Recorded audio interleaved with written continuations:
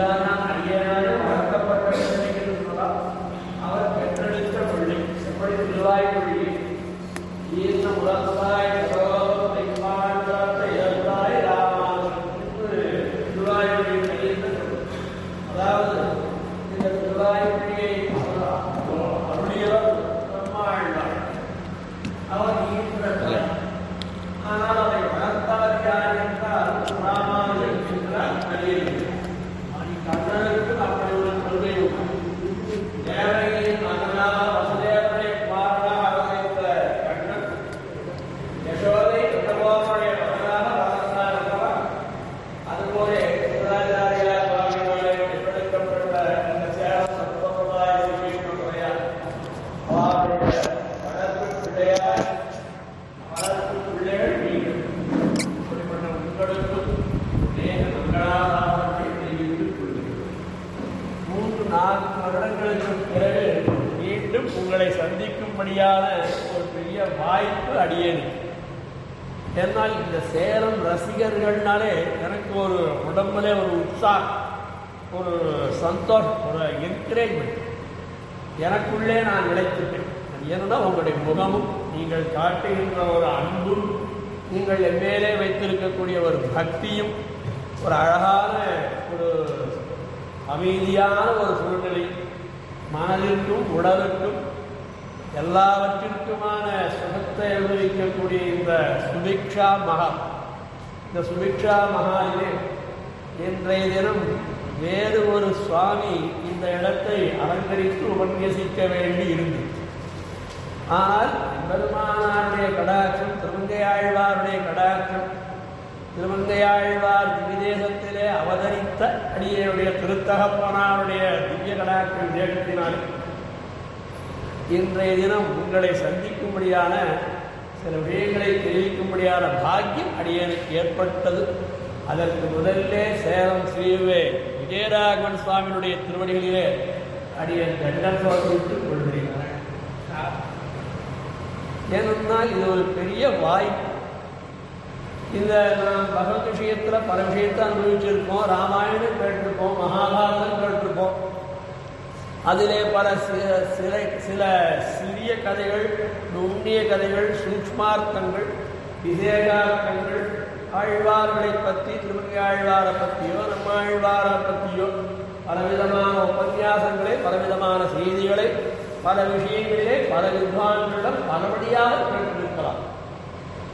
அதுதான் சொல்றது வேதத்திலே ஒரு தர்மசாஸ்திரத்தில் சொல்றது, பகுதா ஸ்ரோதவ்யா, பல பேரிடம் கேள், பல விஷயங்களை கேள், பல பேரிடம் கேள், பல விஷயங்களை கேள், பல பல பல பல பல விஷயங்களை கேள், பல பேரிடம் கேள், பல விஷயங்களை தொடர்ந்து கேள் என்கிறது சாஸ்திரம். அதாவது நமக்கு சில இப்போ ஆழ்வார் பாசுரங்கள் சில விஷயங்கள் புரிந்து விடலாம். ஆச்சாரிய திவிசி சுத்திகளான ஸ்ரீவஜ்ரமோகனம் மும்மூச்சுப்படி முதலான ரகசிய கிரந்தங்கள் எல்லாம் கேட்க கேட்கத்தான் ஞானம் ஏற்படும். ஆனால் பிரம்மசூத்திரத்தின்கிற வேதமோ பிரம்மசூத்திரத்தினுடைய அர்த்தங்களை நாம் புரிந்து கொள்ள வேண்டுமானால் பலவிதமான முயற்சி பண்ணிட்டே இருக்கும். பிராக்டிஸ் மேக்ஸ் பர்ஃபெக்ஷன் அப்படின்னு இங்கிலீஷ் சொல்லுவாங்க. ஒரு தொடர்ந்து ஒரு காரியத்தை பண்ணிட்டே இருந்தால் அது நமக்குள்ள இயல்பாக நமக்குள்ள, அதாவது அரிச்சை செயல்னு சொல்றோமா இல்லையா, இந்த அரிச்சை செயல் போல நம்முடைய காரியத்திலேயும் நம்முடைய ஞானத்திலேயும் வந்துவிடும். ஆனால் இப்படி ஒரு பெரிய திருமடல் என்பத உடனே அடியனுக்கு கல்கண்டு வந்து காதல தேன் பாய்ந்து அது உள்ளுக்குள்ள போய் இறங்கின ஒரு வைபவம். ஏன்னால் இந்த பெரிய திருமடல் என்பதை அவ்வளவு எளிதாக யாராலையும் அனுபவித்து படிக்க முடியாது. வேதத்தினுடைய அர்த்தத்தை கூட தெரிந்து கொண்டு விடலாம். இதிகாச புராணங்களுடைய அர்த்தங்களை கூட ஓரளவுக்கு தெரிந்து கொண்டு விடலாம். ஆனால் இந்த மடல் என்கிற இந்த ஒரு விஷயம் இருக்கிறது, இது ஒரு அற்புதமான ஒரு பெரிய கிணறு மட்டுமல்ல, நாம் கேட்கிறவர்கள் அத்துணை பேருமே அந்த ஞாபகம் வச்சுக்கோ, நம்ம கேட்கிறவா அத்தனை பேருமே நாம் பரகாலனாக ஆகிவிட வேண்டும். நாம் திருமங்கை ஆழ்வார் நிலையிலே போய்விட வேண்டும். இது மற்ற பிரபந்தங்களெல்லாம் ஆழ்வார் அருளியார் ஆழ்வார் அருளிய 4 வேதங்கள் தமிழ், அதாவது நம்மாழ்வார் அருளிய பிரபந்தங்கள் 4.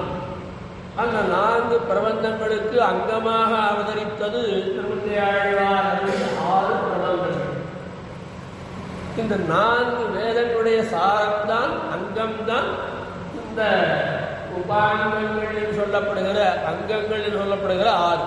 அதாவது சம்ஸ்கிருத இலக்கணத்திலே 4 வேதங்கள், அதாவது ருக்வேதம், யஜுர்வேதம், சாமவேதம், அதர்வேதம், இந்த 4 வேதங்களை புரிந்து கொள்ள வேண்டுமானால் அதற்கு முன்னாடி அங்கமாக சில விஷயங்கள் சொல்லப்படுகிறது.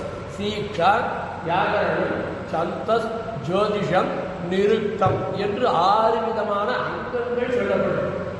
இந்த அங்கங்களை தெரிந்து கொண்டால்தான் வேதத்துடைய அர்த்தமாகிற விஷயங்கள் புரியும். அதற்கு மேலே இந்த அங்கங்களை புரிந்து கொள்ள வேண்டுமானால் 8 விதமான உபாங்கங்கள் இருக்கிறது. தர்மசாஸ்திரம், மீமாம்சா, நியாயம், வியாகரணம் முதலான 8 விதமான அங்கங்கள் இருக்கிறது, உபாங்கங்கள். இப்ப இந்த உபாங்கங்கள், அதுக்கு அடுத்தபடியாக அங்கங்கள், அதுக்கு அடுத்தபடியாக வேதங்கள்.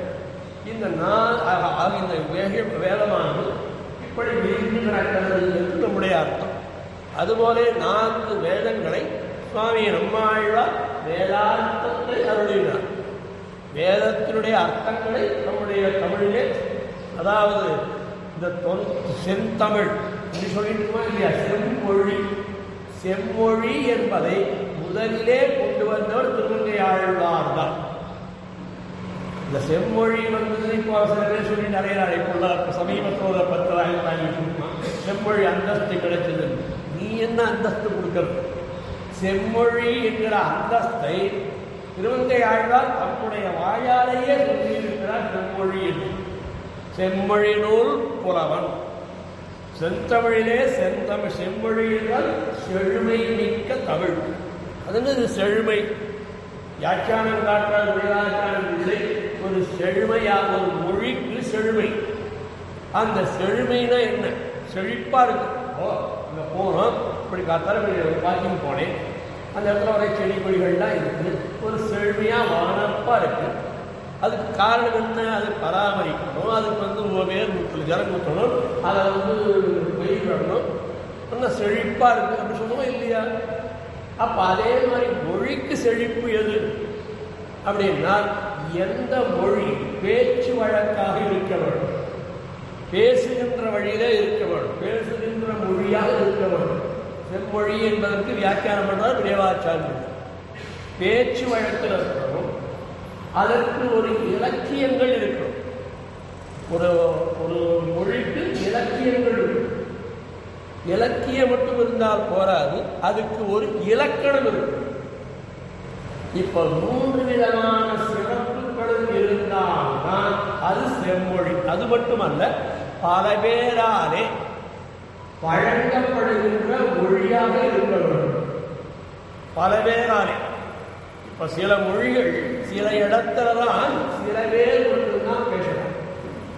ஆனால் இந்த தமிழ் என்கிற ஒரு பாஷை இருக்கிறது. இப்ப சம்ஸ்கிருதம் சில இடங்களிலே சில பேர் பேச்சு வழக்கில் இருக்கு, அதுக்கு இலக்கணம் இருக்கிறது, இலக்கியம் இருக்கிறது. ரகுவம்சம், காளிதாசன், ரகுவம்சம், மேகதூதம், பல இலக்கியங்கள் இருக்கு. இப்படி பல இலக்கியங்கள் இருக்கு. அதுக்கு சம்ஸ்கிருதத்துக்கு ஒரு இலக்கண நூல் இருக்கு. பாணினி என்கிறவர் இலக்கணம் பண்ணியிருக்கார். அதுபோல இந்த இலக்கணங்கள், இலக்கியங்கள், பேசுகின்ற மொழி, 3 விஷயம் சொன்னேன். 4வதாக பலவேறாலே பேசப்படுகின்ற மொழி. அந்த பலவேறாலே பேசப்படுகின்ற மொழிக்கு இந்த 4 இலக்கணங்கள் இருந்தால்தான் அது செம்மொழி என்று சொல்லப்படுகிறது. செம்மொழி என்கிற அந்த மொழி இலக்கணங்கள் இருக்கணும், இலக்கியம் இருக்கணும், பலவேறாலே பேசப்பட வேண்டும். 2வது, அது சொல் வழக்காக இருக்க வேண்டும். இது மொத்தம் தேர்ந்தெடுத்திருக்கிற பாரதத்தில் 18 லாங்குவேஜ். உலகத்தில் தமிழ், இந்தியாவில் மட்டுமே சுமார் 200 லாங்குவேஜ் மேலே இருக்கு. ஆனால் இவைகள் முழுக்கவே முழு மொழியாக நாம் கொள்ளவில்லை. நான் சொல்லலை, பொதுவாக சொல்ற சாஸ்திரங்கள் தமிழ் இலக்கணங்களே சொல்ற, சம்ஸ்கிருத இலக்கணங்கள் சொல்ற. சம்ஸ்கிருதம் என்பது முதுமொழி, தமிழ் என்பது வழிமொழி என்று ஒரு ஒரு பிரிவு பிரிச்சுட்டான். முதுமொழியை அனுசரித்து வருகின்ற வழிமொழி. இப்போ ஒரு சின்னதா புரியறதுன்னு நினைக்கிறேன். புரியறது உங்களுக்கு தலையாடு அதை டிவர் சாப்பிட்டு வந்த மயக்கமா இல்லையே. அவன் இந்த முதுமொழி என்றால் அதாவது பண்பட்ட மொழி, பழங்காலமாக வழி வருகின்ற மொழி. இப்போ உதாரணம் சொல்றேன், முதுமொழி வழிமொழி. முதுமொழி என்பது எது என்றால் அது உதாரணமாக சொல்றேன், ராமாயணம். இந்த ராமாயணம் என்பது சம்ஸ்கிருதத்தில் எழுதப்பட்டது, அது முதுமொழி. அதற்கு பிறகு தமிழிலே கம்பராமாயணம், சம்ஸ்கிருதத்திலே ரகுவம்சம், மேகதாது ரகுவம்சம், அப்புறம் தமிழில் தெலுங்கிலே எழுத்தச்சன், மலையாளத்திலே எழுத்தச்சன், தமிழிலே தெலுங்கிலே போத்தண்ணா. இவர்கள் எல்லாரும் அந்த முதுமொழியை, அதாவது முதுமொழியாக சொல்லப்பட்ட சம்ஸ்கிருதத்திலே சொல்லப்பட்ட வால்மீகி ராமாயணத்தை ஒட்டி அதிலே இருக்கிற சில விஷயங்களை தங்கள் மாநிலத்திலே தாங்கள் வழங்குகின்ற பாஷையை சற்று மாற்றி அனுபவித்தார்கள். இதுக்கு வழிமொழி என்று பேர். அதுபோலதான் எந்த மொழி எடுத்திருந்தாலும் ஏதான் ஒரு மொழியை வைத்து அதனுடைய துணை மொழியாகத்தான் மற்றவைகள் இருக்கும். அந்த மாதிரி துணை மொழிகள் இருப்பது ரெண்டே, இணை முதுமொழி, இணைமொழி ரெண்டு இருக்கிறது. ஒன்று சம்ஸ்கிருதம், மற்றொன்று தமிழ். முதுமொழியும் வழிமொழியும் இருப்பது சம்ஸ்கிருதமும் தமிழ். அதனால்தான் எம்பெருமானுக்கு சேப்பதியான ஸ்ரீமன் நாராயணனுக்கு 2 கண்கள் சொல்றோமா, 2 கண்கள் அல்லவா, மற்றவாழ்லாம் எடுத்துருந்தோம். இந்த எம்பெருமானுக்கு இருக்கக்கூடிய 2 கண்கள் இருக்கிறதா, 2 கண்கள், 2 கண்ணு சேர்ந்தாலும் ஒரு பார்வை தெரியும், ஒரு கண் இல்லைன்னா அறகுறையாக தான் தெரியும். இந்த 2 கண் என்பது ஒன்று சம்ஸ்கிருதம், மற்றொன்று தமிழ் என்று இலக்கண நூல்களும் பல நூல்களும் பல முன்னோர்களும் பல பெரிய பூர்வாச்சாரியர்களும் அதை காட்டி இருக்கிறார்கள். இப்போ விஷயத்துக்கு வரும். அப்போ இந்த எதுக்காக விட சொல்றேன் அப்படின்னா, இந்த மொழிக்காக சொல்ல வந்தேன், இந்த செம்மொழி. அப்போ இந்த நீங்க மலையாளத்தை எடுத்து பாருங்க, நம்முடைய சாத்தப்பன் இருக்காரு, அவர் மலையாளக்காரர், கேரளாக்காரர். ஆனால் அவருடைய பாஷையில பாருங்க 90% சம்ஸ்கிருதம் இருக்கு, தெலுங்குல இருக்கு, கன்னடால இருக்கு, மலையாளத்தில் இருக்கு, உருதுல இருக்கு, குஜராத்தில் இருக்கு, ஹிந்தியில இருக்கு. ஏன் இது அத்தனையும் சம்ஸ்கிருதத்தை அடிவத்தி வருகிறது. சம்ஸ்கிருதத்தில் அவ பாஷை பாருங்க, பேசணும்னா ஒரு 1/2 மணி நேரம், ஒரு 10 நிமிஷம் அவ மலையாளத்திலேயே பேசட்டும். மலையாளத்திலேயே பேசினா கூட 10 நிமிஷம், அதுல 8 நிமிஷம் சம்ஸ்கிருதம் தான், 2 நிமிஷம் தமிழ். அது அது அந்த பாஷைக்கு இருக்கக்கூடிய ஒரு இயக்கம். சரி, அதுபோல நம்முடைய சாஸ்திரங்கள் இந்த வேத, இதிகாச, புராண, உபனிஷத்துக்கள், பிரம்மசூத்திரம் என்று 6 வகை. அதைத்தான் சொல்லுகிறார் ஆழ்வார். செந்தமிழும் வடகலையும் திகழ்ந்தனாவர். செந்தமிழும் வடகலையும். உடனே சுவாமி என்ன வடகலை தெரிந்த இந்த சண்டைக்கு நான் வரல. இங்கே வடகலை என்பது, கலை என்பது மொழி, கலை என்பது ஒரு சாஸ்திரம். அதனால்தான் ஆய கலைகள் 64 கற்றான் கடன் பெருமான் சாந்தி வீட்டல். அப்ப கலை என்பது ஒரு மொழியையும் குறிக்கும், கலை என்பது ஒரு செயலையும் குறிக்கும், கலை என்பது ஒரு அனுபவத்தையும் குறிக்கும். இப்ப சந்திரனுடைய கலைகள் 16 சொல்றோமா, அமாவாசை டு பௌர்ணமி, பௌர்ணமி டு அமாவாசை, 14 கலைகள் சொல்றோமா. அந்த 14 கலைகள் வளர்ந்தல் தேய்தல் என்பது ஒரு கிளை சொல்றோமா இல்லையா.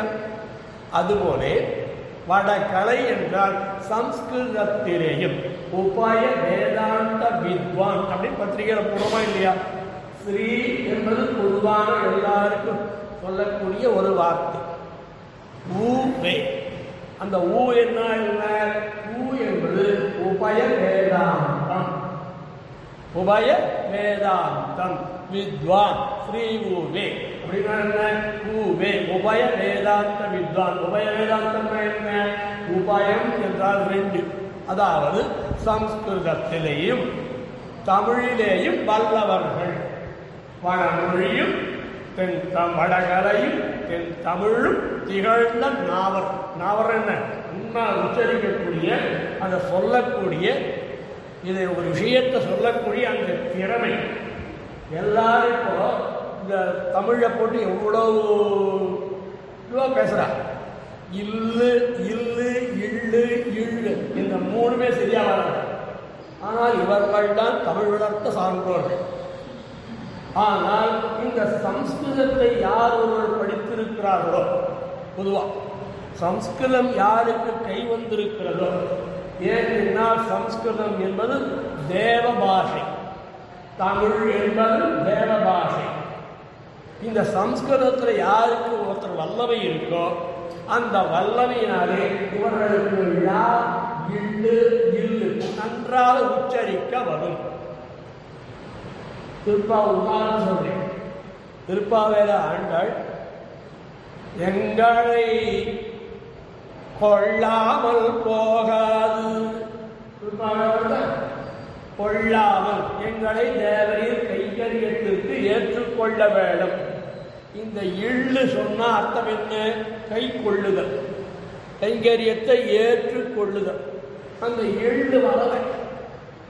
எங்களை கொள்ளாமே போகாது, கொள்ளாமல். இப்போ இள்ளு வரலையே, அப்ப என்ன அர்த்தம்? எங்களை சாவடி தனி பண்ண போற. கொள்ளாமல் அந்த இள்ளுக்காக இல்லு இல்லு இள்ளு தமிழுக்கு இருக்கக்கூடிய சிறப்பு ழகரம் சிறப்பான தான். அதுபோல இந்த சம்ஸ்கிருத வேதங்கள், அதாவது வேதங்கள், உபனிஷத்துக்கள், அதுக்கு அடுத்தபடியாக பிறந்த ஸ்மிருதிகள், புராணங்கள், இதிகாசங்கள், பிரம்மசூத்திரம், இந்த ஆறும் வேதத்தினுடைய அர்த்தத்தை விவரிக்க வந்தவை. இந்த ஆறு ஒரு பக்கம். அடுத்த ஆறு அது என்ன அப்படின்னா நம் ஆழ்வார்கள் அருளிய திருவாய்மொழி முதலான பிரபந்தங்கள். இது ஒரு பாகம், இது ஒரு பகுதி. அப்ப இது ஒரு தட்டு, இது ஒரு தட்டு, இரண்டும் சமமாக இருக்கு. இதனுடைய அர்த்தம் தான் இதுல இருக்கிறது. இதிலே தெரிவிக்கப்பட்டது அத்தனையுமே இதிலே இருக்கிறது என்று முதல்ல நம்ம அதை புரிஞ்சுக்கணும். ஆக இந்த பாஷையில, இந்த விஷயத்துல, இந்த தமிழ் மொழியில எத்தனையோ பிரபந்தங்கள் நமக்கு தெரியும். அதில் ஒவ்வொரு பிரபந்தத்திற்கும் இசை இருக்கிறது. ஒவ்வொரு பிரபந்தமும் இசையோடு கூடியது.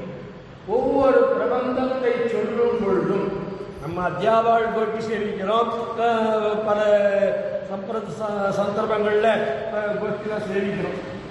ஆனால் ஒவ்வொரு பிரபந்தத்திற்கும் ஒவ்வொரு அதை சொல்ல வேண்டிய முறை ஒன்று இருக்கு.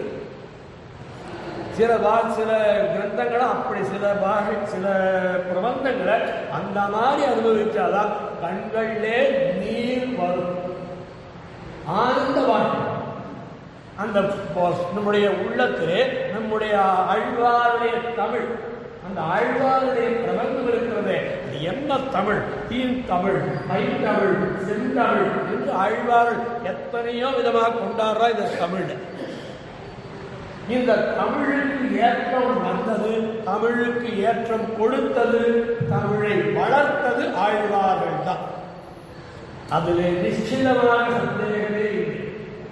ஆழ்வாரே சொல்றார், பெருந்தமிழன் நல்லேன் பெரிது பெருந்தமிழன், நான் தமிழை வளர்ப்பதற்கு நான் காரணம் என்று ஒரு அகங்காரம் தோற்றக்கூட சொல்லுவதாக தெரியும். பெருந்தமிழன் என்கிறார் ஆழ்வார்.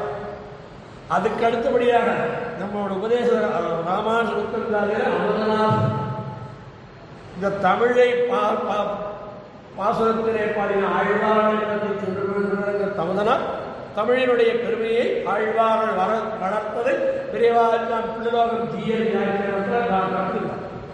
எது சொல்ல வரேன்? அதுபோல ஒவ்வொரு பிரபந்தத்திற்கும் ஒரு லட்சணம் இருக்கு. லட்சணம் என்றால் இப்படி இருந்தால்தான் இது அந்த பாஷையில் இந்த தமிழுக்கு இருக்கக்கூடிய விஷயம். இப்ப வெண்பா அப்படின்னா எப்படி இருக்கணும்? 4 வரி இருக்கணும், கடைசி வரி முடியணும், அது வெண்பா.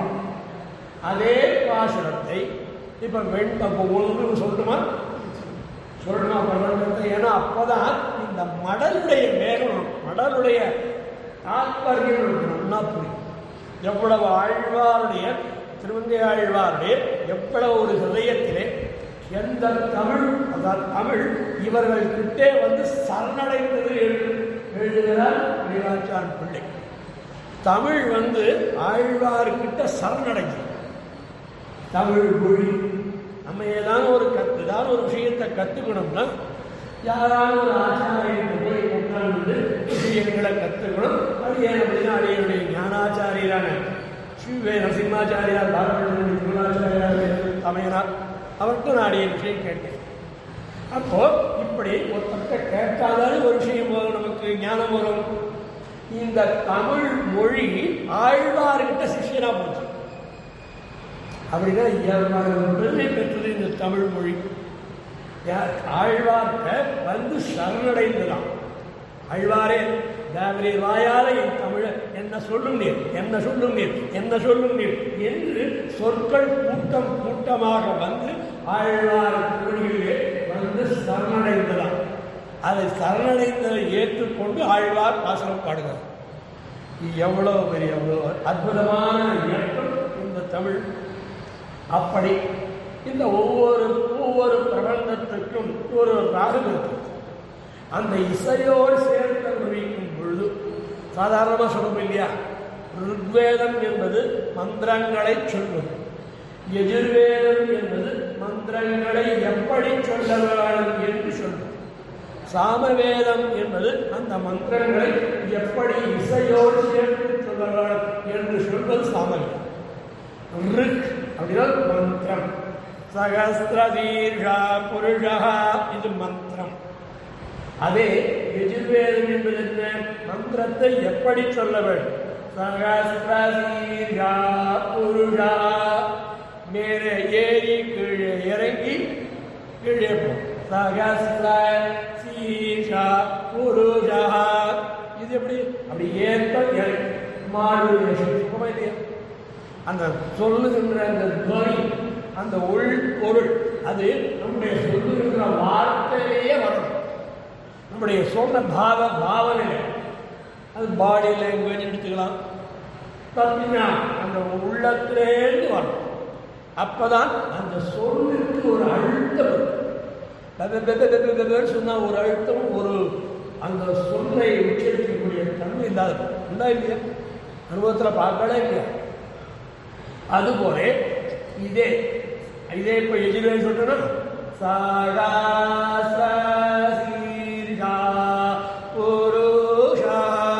இது சாமவேதம். ஒரே மந்திரம் தான். எப்படி சொல்றது, எப்படி மாற்றுறது, எப்படி ஏற்றி இறக்கி சொல்றது. ஒரு உதாரணத்துக்காக எல்லா மந்திரங்களுமே அப்படித்தான். இந்த அதர்வ வேதம் என்பது இந்த 3 இருப்பதை சுருக்கி, 3 விரிவாக சொன்னதை சுருக்கி, 3 சுருக்கமாக சொன்னதை விவரிக்கிறது அதர்வ வேதம். அதனால அது மிஸ்லேனியஸ் அக்கௌண்ட்ஸ் எழுதாலும் ஆற்றுல செலவெல்லாம் எழுதி கணக்கு பெரிய பெரிய ஆஃபீஸில் எழுதிட்டே வருவா. எல்லாத்துக்கும் ரெசிப்டுக்கு பணம், வரவுக்கு ரசீது இருக்கு, செலவுக்கு வவுச்சர் இருக்கு. ஆனால் இந்த ரசீதுக்கும் இந்த வவுச்சருக்கும் ரசீதுக்கும் சம்பந்தம் இல்லாத ஒரு 2000 ரூபாய் எக்ஸ்ட்ரா வந்திருக்கும், இல்லை 2000 ரூபாய் எக்ஸ்ட்ரா செலவிடும். அப்போ என்ன பண்ணுவா? மிஸ்லேனியஸ் எக்ஸ்பென்சஸ், கண்ணுக்கு தெரியாத எக்ஸ்பென்சஸ் என்றாலும் இல்லையா? அதுதான் மிஸ்லேனியஸ் எக்ஸ்பென்சஸ் என்பதுதான் அதர்வ. ஆக இப்போ ஒரு சொல்றேன், அதுபோல திருமங்கையாழ்வாருடைய 6 பிரபந்தங்கள் இருக்கே, நம்மாழ்வாருடைய பிரபந்தங்கள் 4ம் நம்மாழ்வாருடைய பிரபந்தங்கள் 4ம் சாமவேதமும் சாமவேதத்தை அனுசரித்து வருகிறது. திருமங்கையாழ்வாருடைய 6 திருமங்கையாழ்வாருடைய செய்த 6 பிரபந்தங்கள் பெரிய திருமொழி, திருக்குறுநாண்டகம், திருநெடுந்தாண்டகம், திருவாசிரியம், திருவழுக்கூர் திருக்கை, சிறிய திருமடல், பெரிய திருமடல் என்கிற இந்த 6 பிரபந்தங்களும் இது ஒரு ராகம். அதிலே இப்ப திருச்சந்த விருத்தம் உங்களுக்கு எல்லாருக்கும் தெரியும்.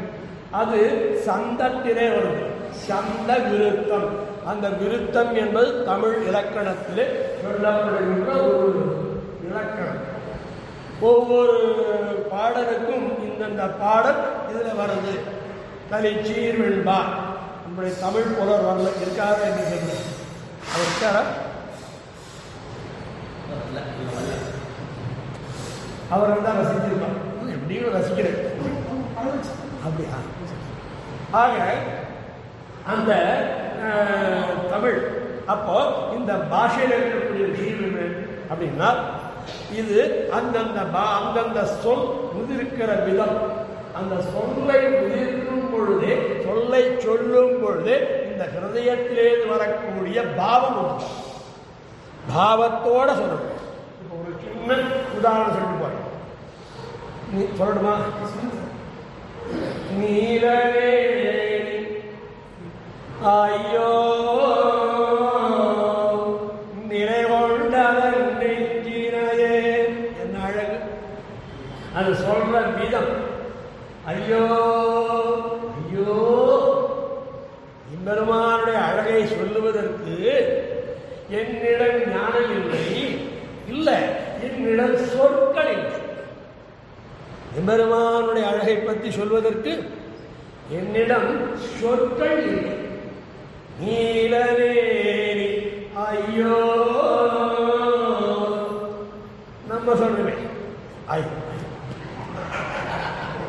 அதே ஐயோ தான், ஒரே 2 எழுத்து தான். ஐயோ 2 எழுத்து தான். ஆனால் சொல்லும் பொழுது கம்பன் இதை பார்க்கிறான். ராமாயணத்திலே, கம்பராமாயணத்திலே கம்பன் இதை காட்டுகிறான். ஆழ்வார்கள் எல்லாரும் இந்த ஐயோ ஐயோ புலம்புறாங்க. அதாவது உடம்பு சீர் துணியளந்த பெருமானைங்கிறார் ஆழ்வார். புலம்புறாங்க. நம்ம எங்கேயாவது இந்த ஐயோங்கிற வார்த்தையை சொல்லி பார்க்கலாமான்னு பார்க்கலாம். சொல்றோம் மையோ மழை முயிலோ மரகதமோ மறிகடலோ ஐயோ, அந்த இந்த நீரமே ஐயோ, இவன் ஐயோ மறிகடலோ மரகதமோ மழை முயிலோ ஐயோ, இவன் வடிவென்பதோ அழியா அழகுடையா. இந்த ஐயோங்கிற சொல்லுத்தம் இதைத்தான் எதிர்வேத சாமவேதம் அதில் வேணும் எல்லாம் புரிஞ்சுக்கலாம். ஒவ்வொரு வார்த்தைக்கும் புரிஞ்சிருக்கேன். அதுபோல ஒவ்வொரு பிரபந்தத்திற்கும் ஒவ்வொரு இலக்கணம், இலக்கணத்தோடு கூடியதுதான் இலக்கியம். 2 விஷயம் பார்க்கணும். நல்லா தெரிஞ்சுக்கணும். இந்த பெரிய திருமணம் பற்றி அவர் சொல்லும்போது சொல்றேன், முன்னாடி நான் போட்டிருக்கக்கூடிய பீடிகை இது இல்லைன்னா எங்களால் உபன்யாசம் பண்ண முடியாது. புரியுறதா? இது இருக்கணும். ஏன்னா தேசிப்பட்டு இருந்தாலும் இப்போ நேரம் திருவிடலுக்கு போயிடலாம், ஒன்றும் கஷ்டமில்லை. ஆனால் இந்த தமிழ், இந்த ஆழ்வாருடைய குரல், ஆழ்வாருடைய பாவம், ஆழ்வார் உதித்திருக்கக்கூடிய சொற்களினுடைய காம்பீரியம், அது நமக்கு புரியாத போடும் அல்லவா? புரியுமா? புரியாது. புரியணுமா வேண்டாமா? அப்பதானே திருமங்கையாழ்வாருடைய பிரபாவம் நமக்கு தெரியும். தமிழுக்க வல்லவர் திருமங்கையாழ்வார் நான் சவால் கொடுத்தேன். இப்போ திருச்சந்த விருத்தம்னு ஆரம்பிச்சேன். ஆறுமாறுமாறுமாய் வரைந்துமைந்துமைந்துமாய் 2 3 7 6 8மாய் வேறு ஞானமாய் நீரோடு பொய்யுமாய் ஊருடாய் சந்தம். தீதர் இதை அப்படியே திருமங்கை ஆழ்வார் சொல்லலாம். தீதர் நிலத்தினுடைய அவையாய் மாசரு மனத்தினுடைய அவையாய பெருமான்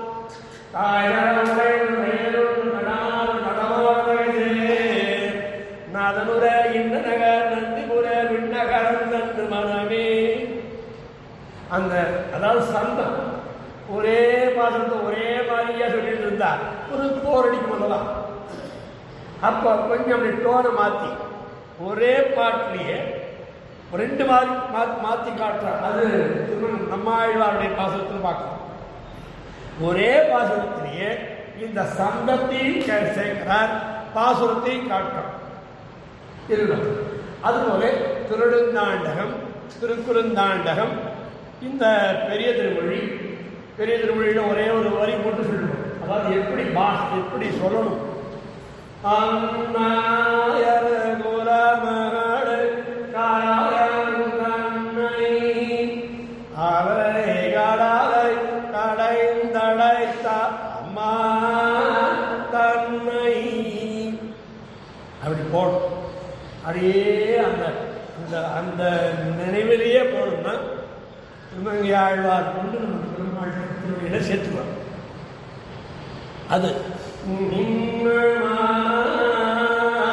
மழைதவழும் மேகவண்ணா அதே அப்படி எம்பெருமான் வந்து நிற்காம போடுவாங்க. அந்த தமிழ், அந்த ஆழ்வாருடைய தமிழ், தமிழுக்கு இறங்காதவன் யார் இருக்கா?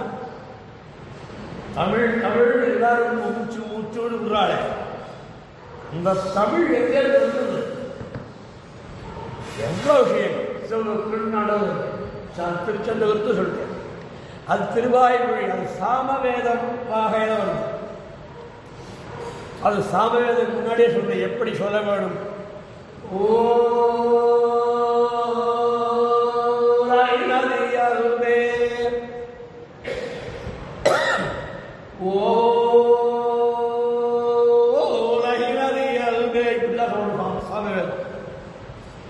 ஓவோ தமிழ் புத்தகத்தில் ஓவோன்னு எழுதியிருப்பான், 2 ஓ போட்டிருப்பான்.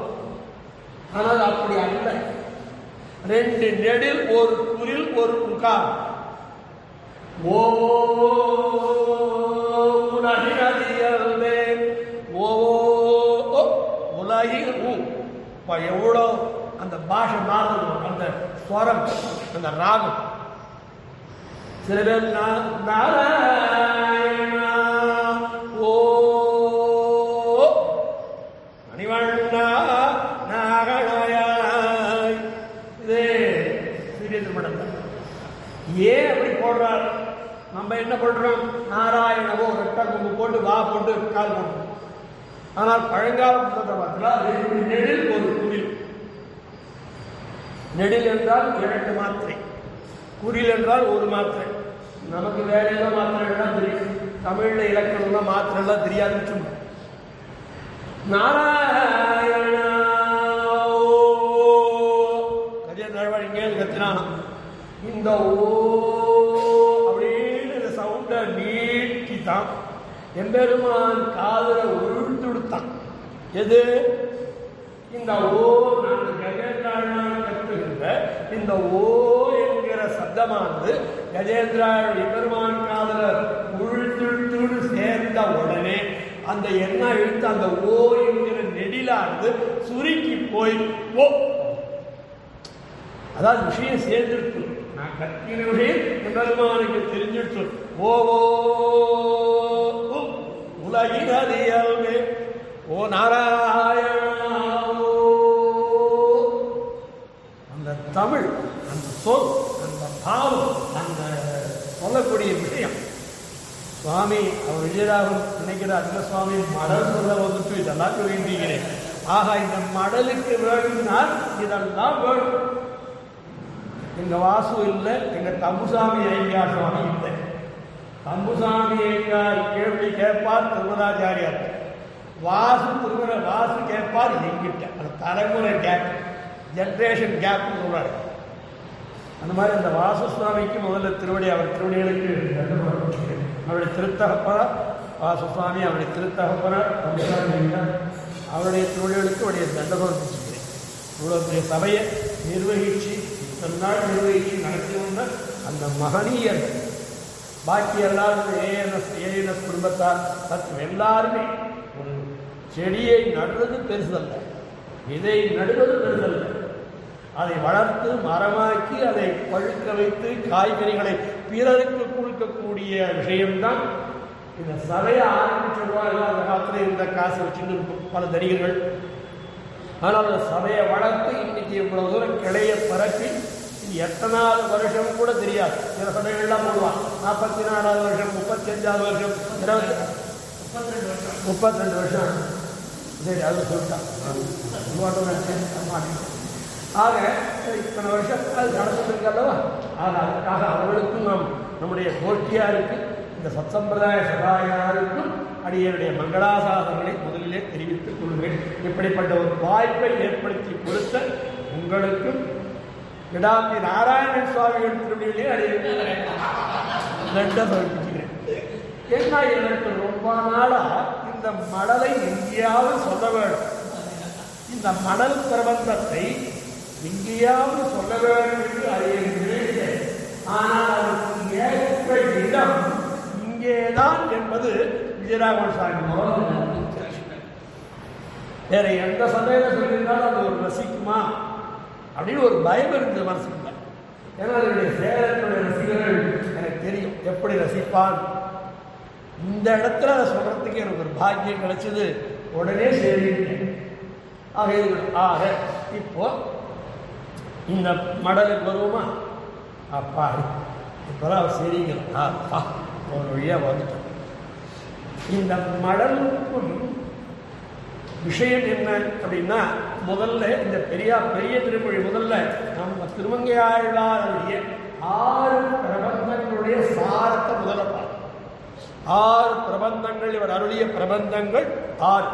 அதிலே இந்த ஆழ்வாருடைய சுபாவம் எப்படி, திருமங்கையாழ்வார் எப்படிப்பட்டவர், அதுக்கு பேர் பக்தி வைலட்சண்யம். முதலிலே இந்த பிரபந்தத்தை அருளியவர் யார் என்று தெரிந்து கொள்வது. அவர் யார்? அவர் பெரியவாச்சமுடைய வியாக்கியானத்தில் காட்டார். ஆத்மாவை நிழலிலே வைத்து, சரீரத்தை நிழலிலே வைத்து, ஆத்மாவை மெய்யிலே வைப்பவர் ஒருவராயிற்று இவர். புரியல இல்லையா? ஆத்மாவை வெயில்ல வச்சுட்டு சரீரத்தை நிழல்ல வைக்கிறவராம் யாரு? திருமங்கையாழ்வார். ஒன்றும் புரியல இல்லையா? நமக்கு ஒரு வியாக்கியானம் சேவிச்சாரம்.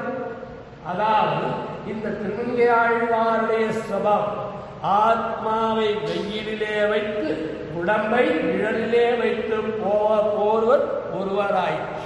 அது என்னது? ஆத்மாவை வெயில வைக்கிறது. இந்த ஆத்மாவை எடுத்து அப்படி வெயில துணி காய போடுற மாதிரி காய போடுறா. இது ஆத்மாவை எடுக்க முடியுமா? இல்லை எடுத்து வெயில காய வச்சு ஏதோ குளிரா எடுத்து உள்ளுக்குள்ள ஜில்லுன்னு ஆயிடுத்து எடுத்து வெளியில காய வச்சு நம்ம வெயில் காத்துல வெயில் வந்து வடை அப்பளம் போட்டு மாசம் மாடியில உனக்கு எடுத்துக்கிறோம் இல்லையா? அந்த மாதிரி இந்த ஆத்மாவை அந்த வெளியில வச்சுட்டோம். அது காய்ச்சதுக்கு அப்புறம் எடுத்து உள்ள போடலாம். அப்படியா? இன்னும் என்ன அர்த்தம்? அதுக்கெல்லாம் வியாக்கியானங்கள் பகவத் விஷயத்தில் ஆத்மாவை வெளியிலே வெயிலிலே வைப்பது என்பது பகவத் விஷயத்தில் இழியாமை. அதாவது எம்பெருமானுடைய குணாபவங்களில் ஈடுபடாது. அப்படிப்பட்ட ஆத்மா பிரயோஜனம் இல்லை. அதை வெயில்ல வைக்கிறதுக்கு சமம். சரி, சரீரத்தை நிழலிலே வைப்பையாவது. இந்த சரீரம் என்பது உடம்பை நிழல்ல வைக்கிறதுன்னா என்ன? தேவனுள்ள இந்த திருமங்கையாழ்வாரை பற்றி தான் நம்ம பேசிக்கிட்டு அனாதி காலமாக எத்தனையோ யுகம் நம்மளை சேர்க்கிறோம். நம்மளாலும் அதெல்லாம் நம்மளும் திருமங்கையாழ்வார் தான். நம்மள என்ன பண்றோம்? சரீரத்திற்கு வேண்டிய போஷாக்குகள்லாம் பண்றோமே தவிர ஆத்ம விஷயத்திலே நாம் ஆத்ம வாழ்விற்கு நாம் எந்த காரியம் பண்றது. நான் இங்கே இருக்கிறவாட சொல்லலை, அது முதல்ல கவனிச்சுக்கணும். இங்கே இருக்கிறவா ஆத்ம வாழ்வையும் சரீர வாழ்வையும் இரண்டு வாழ்வையும் ஒரே பார்வையிலே பார்க்கக்கூடியவர்கள் நீங்கள் தான். எத்தனையோ பேர் இருக்கா சேலத்தில்.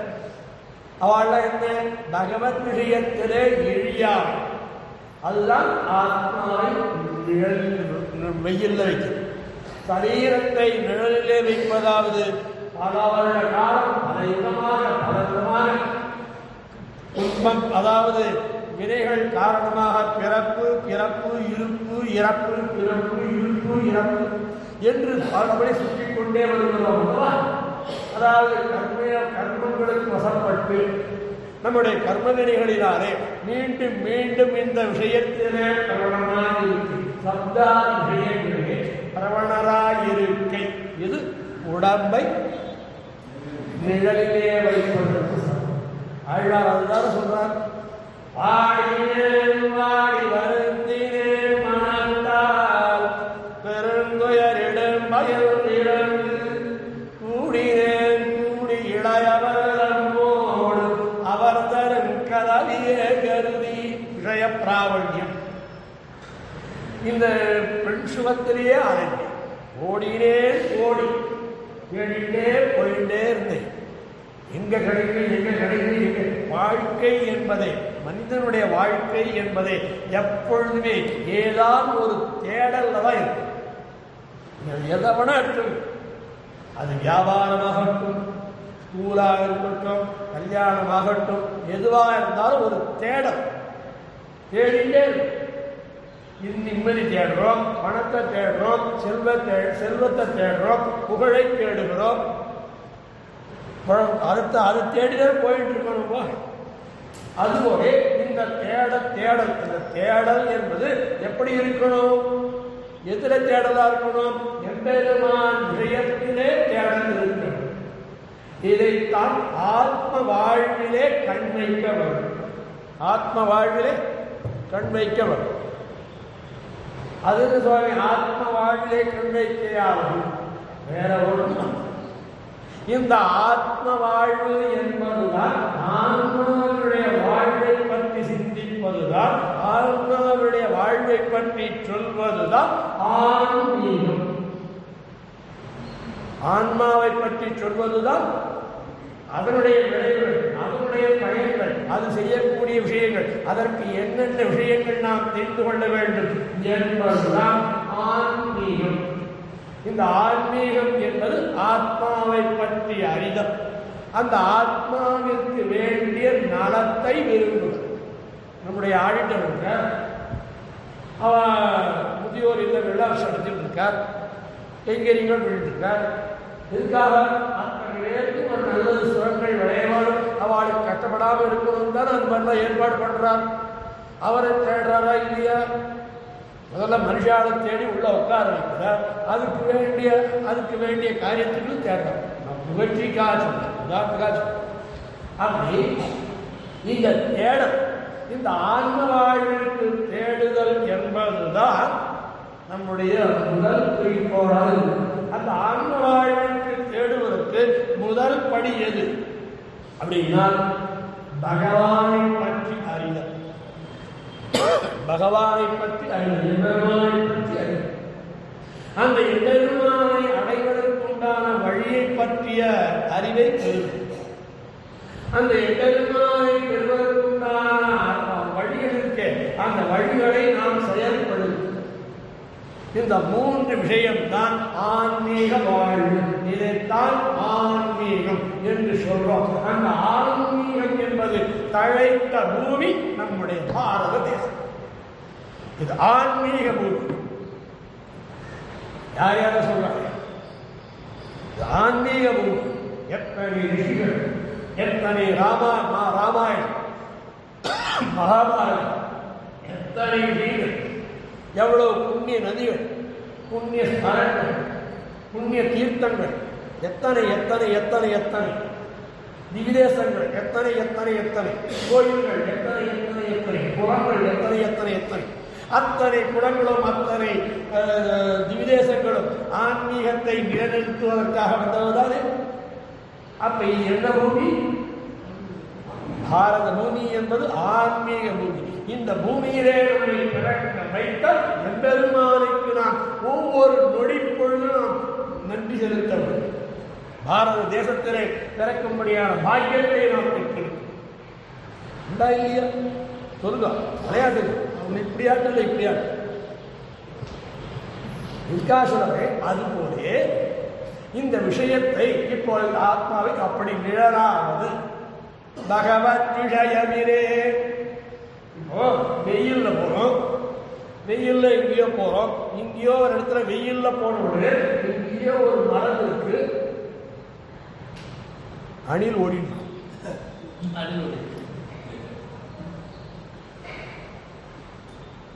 அணில் ஓடிட்டு இப்ப பெருச்சாடி ஓடுறதான்.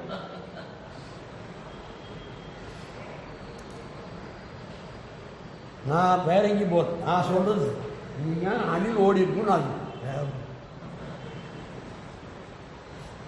பண்ணுறான் சொல்கிறான். அப்படியே உமக்கு என்ன நீ ஆட்டு கை காமிச்சுங்க. சரி, நான் இல்லையேன்னு பார்த்தேன்.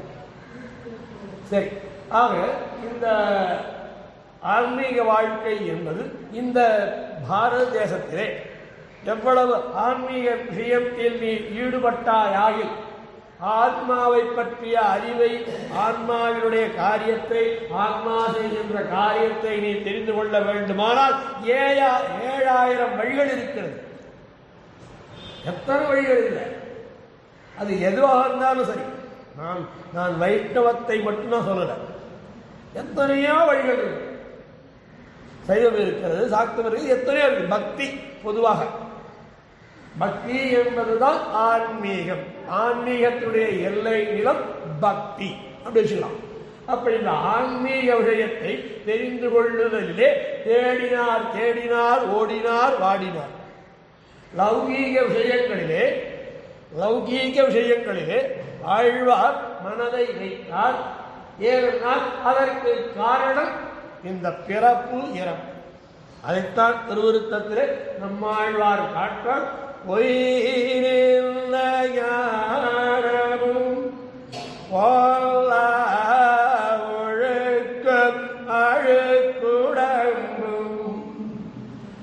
இந்த சரீரத்தினாலே அழுக்குடம்பு, இந்த சரீரத்தினாலே பொல்லாத ஒழுக்கு, அதாவது கேரக்டர். அதுக்கு காரணம் ஞானம் இல்லாமல், அதாவது பகவத் விஷய ஞானம் இல்லாமை. இந்த பிறவிக்கு காரணம் பகவத் விஷய ஞானம் இல்லாமை. இந்த பிறவிக்கு காரணம் பகவத் விஷய ஞானம் இல்லாமை. ஆனால் இந்த பிறவிக்கு காரணம் மற்றொரு ஒரு காயின் எடுத்தால் 2 சைடு இருக்குல்லவா? ஒரு சைடு நம்முடைய கர்மாக்கள் காரணமாக இந்த காயில ஒரு பக்கம் ஆன்மீக விஷயத்தை தேடுது, இன்னொரு பக்கம் இந்த கர்மாவுடைய விதைகளை நாம் முடித்து விடுதல். இந்த பூமி தான் அதுக்கேற்ற பூமி. இந்த பாரத பூமி தான் நாம் முன் ஜென்மாவிலே பண்ணின புண்ணியங்களையும் நல்வினை புண்ணியங்களையும் பாபங்களையும் செய்து கொள்வதற்கு, போக்கிக் கொள்வதற்கு, சேர்த்துக் கொள்வதற்கு, புண்ணியங்களை சேர்த்துக் கொள்வதற்கு, பாவங்களை போக்கிக் கொள்வதற்கு ஏற்ற ஒரே இடம் நம்முடைய பாரத தேசம் தான். இருக்காசனமே அதுபோலே ஆழ்வார் காட்டார். ஓடினேன் வாடினேன், நொந்து நூடுல்ஸா போனேன், வாடினேன் வாடி. சரி, வாடினேன், என்னாச்சு? வருந்தினேன் மனத்தால். ஐயோ, இத்தனை நாள் எழுதிவிட்டேனே, இத்தனை நாள் வாழா படுத்தேன், வாழ்நாள்கள் தான் என்று கலக்கினேன், வருந்தினேன், மனத்தால் வருந்தினேன்.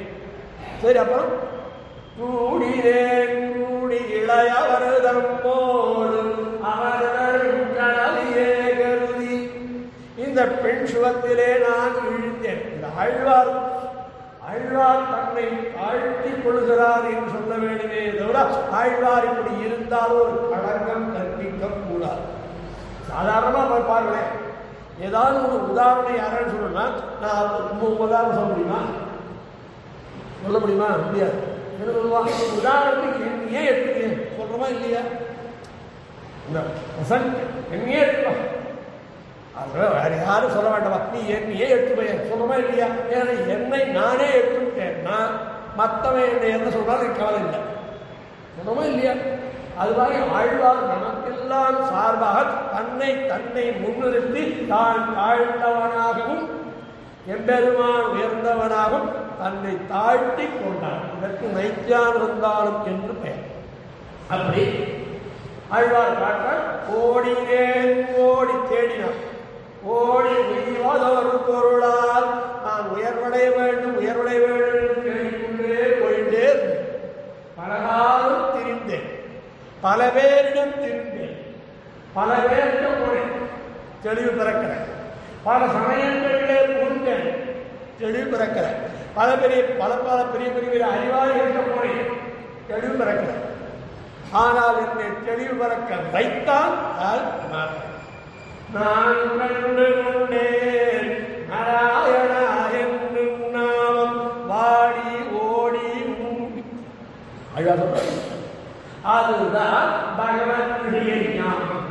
பெருமானை பெறுவதற்கு பெருமானுடைய விஷயங்களை தெரிந்து கொள்வதுதான் பகவத் விஷய ஞானம்.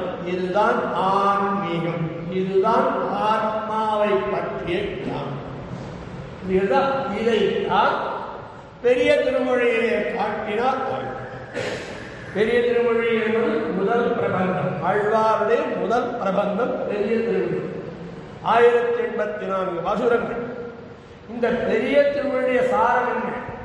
பகவத் விஷயத்தை தெரிந்து கொண்டேன், எம்பெருமானை பற்றிய அறிவை மேற்கொண்டேன். அறிவு நான் மேற்கொள்ளல, நான் எந்த முயற்சியும் பண்ணல, நான் இருக்குமிடம் தேடி எம்பெருமான் வந்தான். ஆழ்வாரை இவரை அங்கீகரிக்க வேண்டும் என்று எம்பெருமான் வந்து எதிர் சூழலுக்கு என்று ஒரு வார்த்தை நம்முடைய வியாக்கியானங்கள் சொல்றோம். நம்ம ஒருத்தரை தேடி 4 அடி எடுத்து வச்சா கடற்கரை ஓடி வந்துடுறாங்க.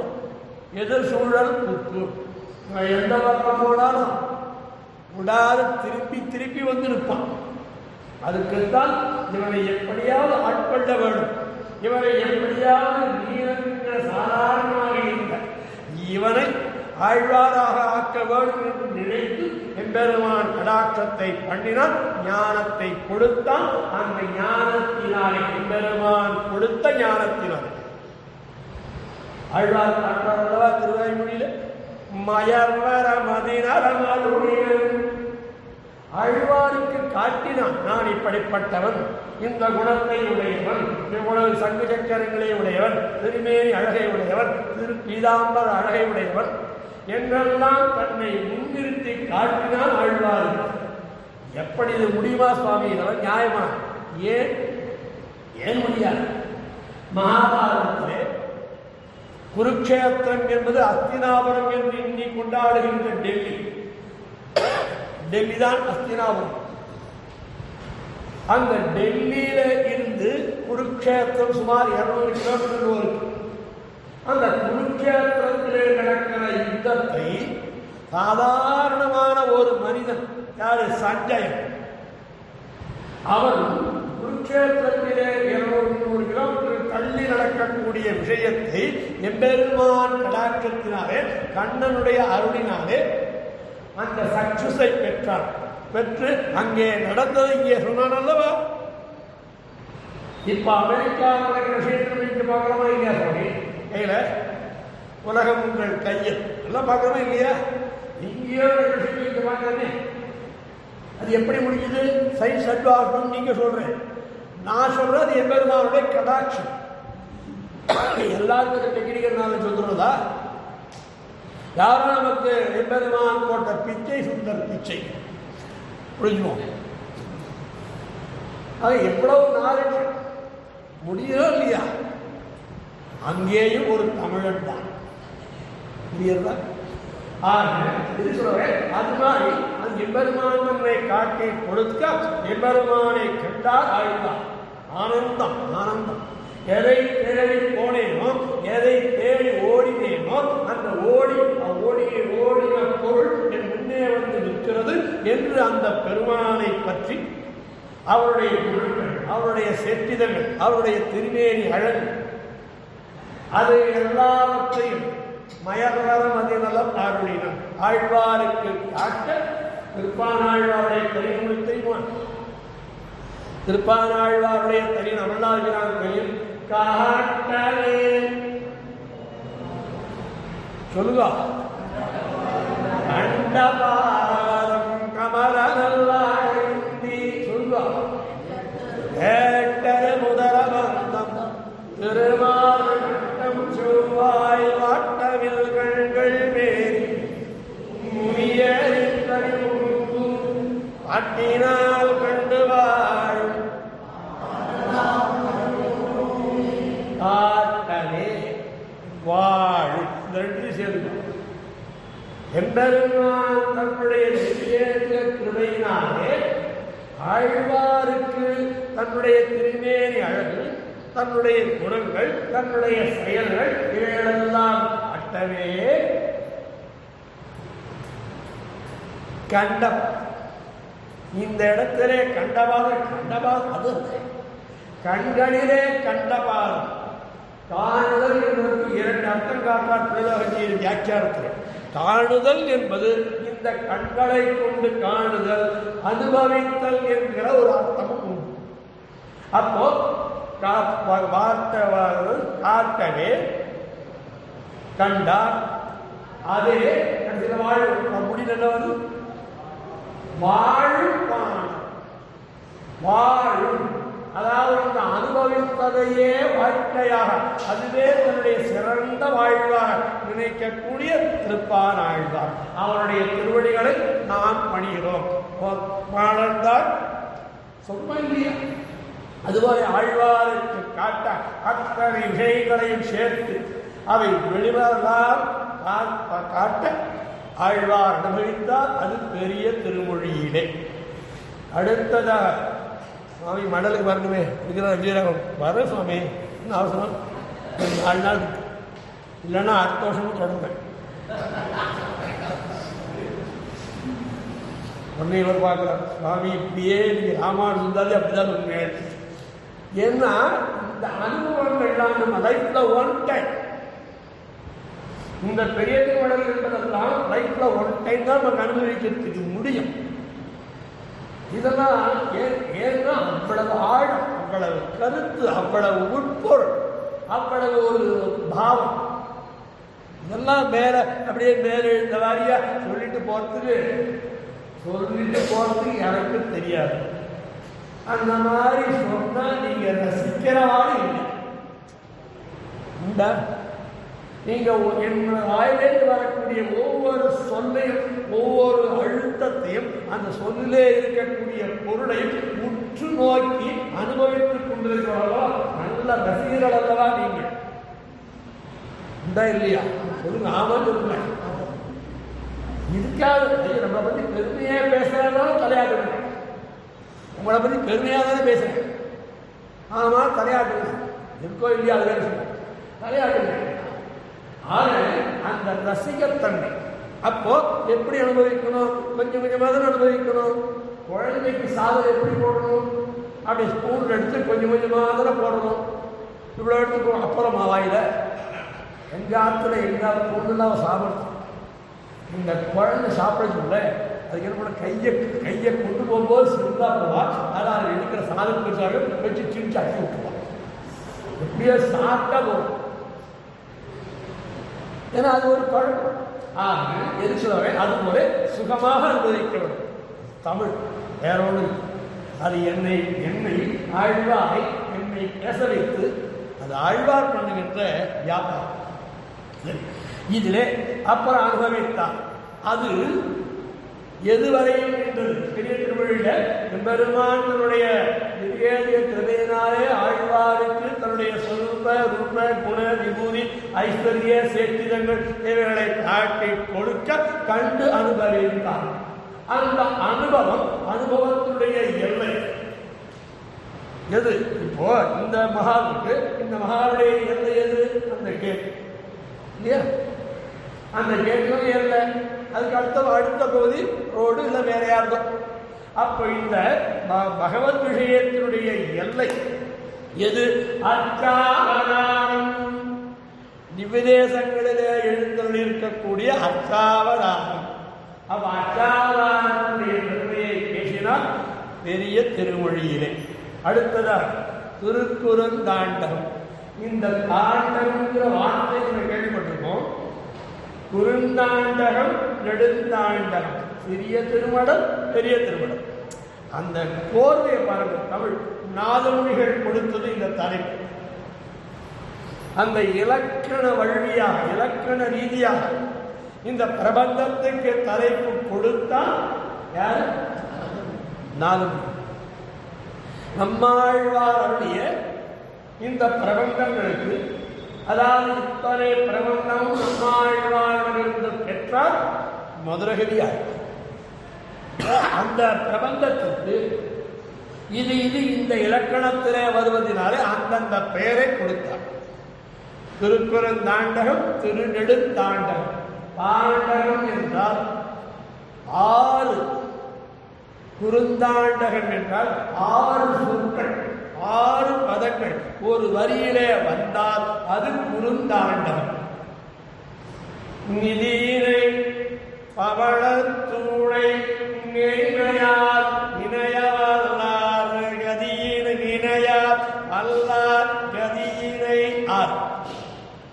இது குறுந்தாண்டகம் என்று இந்த ஆழ்வார் பாசுரங்கள் பாசுரம் பாடிட்டா. நம்ம கவனிக்கணும், ஆழ்வார்கள் பாசுரம் பாடிட்டா. ஆனால் இலக்கணங்கள் ஆழ்வார் பாசுரத்திற்கு ஏற்றாற் போல பின்னாடி வந்தது. இந்த ஆழ்வார் பாசுரத்தை வெற்றிட்டு தான் இலக்கணமே வருது. தொல்காப்பியம், நன்னூல் முதலான இலக்கண நூல்கள் எங்கேருந்து வந்தது? இந்த 6 சீர் கொண்டது திருக்குறுந்தாண்டம் என்பது இலக்கணம். இல்லை, இலக்கணம் தான் லட்சணம். 6 பதங்கள் ஒரு வரியில இருந்தால் அது குறுந்தாண்டம். 8 வரி இருந்தால் அது நெடுந்தாண்டம். முன்னுருவாய் இன்னுருவில் வேதம் நான்காய் விளக்கொடியாய் முளைத்தெழுந்த திங்கள் காய். அது எந்த பாட்டு வேணாலும் எடுத்து பாருங்க. 8 சொற்கள், அது தாண்டகம். இந்த திருக்குறுந்தாண்டகத்துடைய சாரம் என்ன? இப்ப முதல்ல பெரிய திருமொழியுடைய சாரம் சொல்லிட்டேன். அதாவது பகவத் விஷயத்தை அனுபவித்தார், அதனுடைய அர்ச்சாவதாரத்தினை கொண்டு அனுபவித்தார். இந்த அனுபவிக்க இந்த அனுபவமானது வெயிலிலே போகிறவன் தண்ணீர் தாகத்துக்கு தண்ணீர் கிடைக்காதான் தேடுவானோ, அந்த தண்ணீர் தண்ணீர் என்பது போல, அதாவது இந்த திருக்குறுந்தாண்டகத்திலே இப்படி பகவத் விஷயத்தை அனுபவித்தவர் எங்கே இருக்கிறது என்று தண்ணீர் தாகம் கொடுத்தவன் தேடுவது போல தேடினார் திருக்குறுந்தாண்டகத்திலே. அடுத்ததாக திருநெடுந்தாண்டகத்திலே அந்த தண்ணீர் கிடைச்சிருச்சு.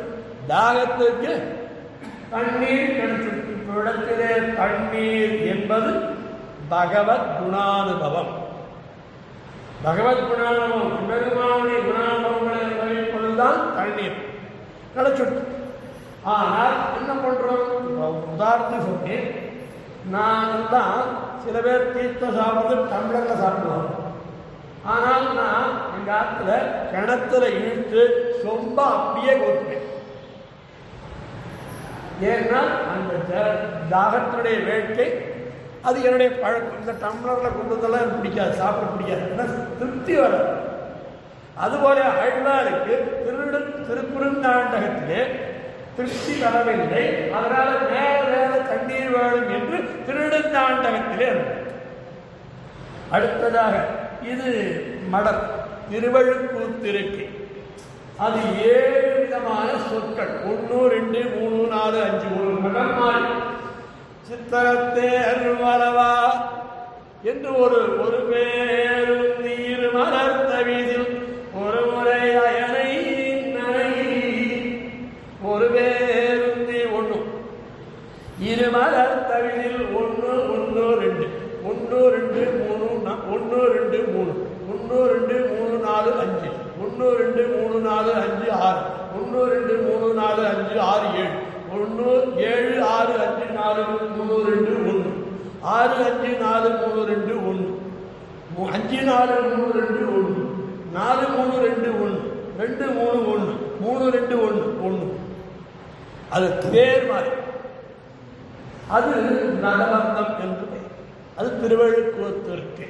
அந்த திருவழுக்கூத்திருக்கை என்பது இன்னைக்கு கும்பகோணம் எம்பெருமானை அனுமதிக்கின்ற ஆழ்வார் அவருடைய அது ஒரு வகை, அது ஒரு பாட்டு. அதில் என்ன பண்ணார், இந்த தாகம் தீர்த்து அப்படி ஒரு வழியா வந்துட்டார் ஆழ்வார். ஆழ்வார் தண்ணீர் தாகம் தீர்ந்துட்டோ. தண்ணீர் தாகம் தீர்ந்த உடனே ஆழ்வார் என்ன பண்ணார், கொஞ்ச நாளைக்கு ரிலாக்ஸா நம்ம கூட ஏதாவது வெளியில போறோம், ஏதோ ஒரு காரியமா போறோம், அந்த காரியம் நல்லபடியா முடியுது. முடிஞ்ச உடனே காத்துக்கு போய் உட்கார்ந்து பண்றோமா இல்லையா? சொல்லுங்க சார், பண்றோமா இல்லையா? அவாடி நம்ம நினைச்ச காரியம் நல்லபடியா முடிஞ்சது அப்படின்னு ஒரு ரிலாக்ஸேஷன் பண்றவங்க. அந்த ரிலாக்ஸேஷன் பண்ணினதுதான் திருவழுக்கூத்திருக்கை. அடுத்ததாக நம்ம வந்துட்டோம் எங்க மடலுக்கு. அந்த சாமி மடல். இந்த மடல் என்பது தமிழ் இலக்கியத்திலே இந்த நன்னா கவனிச்சுக்கோ. இப்போ நான் ஒரு பீடியை வச்சுன்றேன். இது ஆழ்வார் இப்போ பெரிய திருமொழி, திருக்குறுந்தாண்டகம், திருநெடுந்தாண்டகம், திருவழுக்கூத்திருக்கை, இந்த 4 பிரபந்தங்களும் ஆழ்வார் நல்ல தெளிவான நல்ல ஞானத்தினால் அருளியவை. உதாரணத்துக்கு புரியறதுக்காக தெளிவான ஞானத்தினாலே ஏற்பட்ட ஞான தெளிவு. அந்த ஞான தெளிவினாலே அருளியது இந்த 4 பிரபந்தங்கள். பாக்கி இருக்கிற இந்த சிறிய திருமடல், பெரிய திருமடல் இரண்டும் அந்த ஞானம் அதிகமாகி ஞானம் முற்றி போய் எம்பெருமான் மேலே அளவு கலந்த காதல் வந்து 4 பிரபந்தங்கள் காதலை தெரிவிப்பது. எம்பெருமான் மேலே இருக்கக்கூடிய காதலை தெரிவிப்பது 4 பிரபந்தங்கள். இந்த 2 பிரபந்தங்களுக்கு சிறிய திருமடலும் பெரிய திருமடலும் அந்த காதல் எம்பெருமான் மேலே இவன் ஆழ்வார் கொண்ட காதல் இவளை ஆழ்வாரை என்ன தன்னை பெண்ணாக வேண்டும், தான் ஒரு நாயகியாகவும் எம்பெருமானை நாயகனாகவும் எம்பெருமானை காதலனாகவும் தான் தன்னை நாயகியாகவும் அவனை காதலனாலே காதலிக்கப்படுகின்ற ஒரு காதலியாகும். நமக்குள்ளே ஆழ்வாருக்குள்ளே ஒரு ரசாயன மாற்றம், ஒரு கெமிக்கல் ரியாக்ஷன். எனக்கும் அவருக்கும் கெமிஸ்ட்ரி ஒத்து போடுறது. அதுல கெமிஸ்ட்ரியே பிசிக்ஸ் ஒத்துப்படாத, மேக்ஸ் ஒத்துப்படாத. என்ன சொல்றோம் சார், சாதாரண வாழ்க்கையில கணக்கு சரி வராது. ஆமா, கணக்கு சரியா வரும். கூட்டி கழிச்சு பாருங்க, எல்லாம் சரியா வரும். இந்த அந்த கெமிஸ்ட்ரி சொல்றோமா இல்லையா? எனக்கு அவருக்கு நல்ல கெமிஸ்ட்ரி அப்படின்னா என்ன, அங்க கெமிஸ்ட்ரி என்பது ஏதோ ஒரு ரசாயனம் அதானே படிப்பு தானே சார், அதான் ஆடிட்டர் சார். கெமிஸ்ட்ரிங்கிறது ரசாயன படிப்பு தானே இல்லை இல்லையா? நான் படிச்சுட்டு வந்தோம்னா ஆக இந்த ரசாயன மாற்றம் எது? ஆண்மகனை ஆண்மகனாக இருந்த திருமங்கை ஆழ்வாரை பெண்ணாகவே மாற்றியது அந்த எம்பெருமான் மேலே ஆழ்வார் கொண்ட காதல். இல்லை இல்லை, ஆழ்வார் மேலே எம்பெருமான் கொண்ட காதல். நாம் எம்பெருமானம் வைப்பது காதல் புரியுதா? நாம் எம்பெருமான் மேலே வைப்பது காதல், அதற்கு மறுபெயர் பக்தி. ஆனால் எம்பெருமான் நம்மேலே வைக்கிறாரே காதல், அதுக்கு பேர் பக்தி அல்ல. அதற்கு பெயர் என்ன என்றால், அதற்கு பெயர் அவன் நம்மை ஆட்கொள்ளுவதில் இருக்கக்கூடிய இரக்கம், கருணை. அளவிட முடியாத காதல், பெருங்காதல். நாம் எம்பெருமானம் வைப்பது காதல், அவன் நம்மிடம் வைப்பது பெருங்காதல். அதுவும் இல்லை, கழிவெருங்காதல். ஆழ்வார் பாசனம் கழிவெருங்காதல். அளவிட முடியாத அளவிற்கு இவ்வளவுதான் அடியார்கள் மேலே காதல் என்று சொல்லி அளவிட முடியாத அளவிற்கு கழி பெரும் காதல். நாம் எம்பெருமான் மேலே வைப்பது காதல், எம்பெருமான் நம் மேலே வைப்பது, அடியார்கள் மேலே வைப்பது கழிவது காதல், எல்லையில்லாத காதல். நமக்காக அவன் என்ன வேண்டுமானாலும் செய்வான், அடியார்களுக்காக என்ன வேண்டும் பண்ணுவான். ஆனால் நாம் அவனிடம் அடியாராக அவன் மேலே பக்தி கொண்டவனாக நாம் இருக்க வேண்டும், அவன் மேலே காதல் கொண்டவனாக இருக்க வேண்டும். அவன் என்ன சொல்லியிருக்கிறானோ அதன்படி நடக்க வேண்டும்படியாக இருக்க வேண்டும். இதை இப்படி பார்ப்போமா? நமக்கு புரிகிற மாதிரி, கணவன் மனைவி மேலே வைப்பது இப்படி உதாரணம். நீங்க நாயகன் நாயகி சொல்லுன்னா, கணவன் மனைவி மேலே வைப்பது கழிவெறின் காதல், மனைவி கணவனிடம் வைப்பது காதல். என்றால் ஆண்மகன் பெண்மகளிடம் வைப்பதுதான் அளவு கடந்த பாசம் என்று இலக்கியங்கள் சொல்லும். இந்த சிறிய திருமணத்துக்கு இலக்கணமே அதுதான். அதாவது இப்ப முறை என்ன? ஆண் மேலே பெண் மேலே ஆண்கள் காதல் கொள்வதுதானே முறை. உலகத்தில் பார்த்துட்டு இருக்கோம், ஆண்கள் பெண்கள் மேலே காதல் கொள்வது என்பது உலகத்தில் பார்த்துட்டு இருக்கோம். இந்த இல்லையா?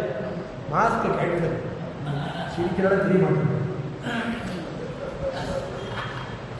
டெம்பிள்ல மாஸ்க் இருக்கு, புரியுதா? டெம்பிள்ல மாஸ்க் இருக்கு.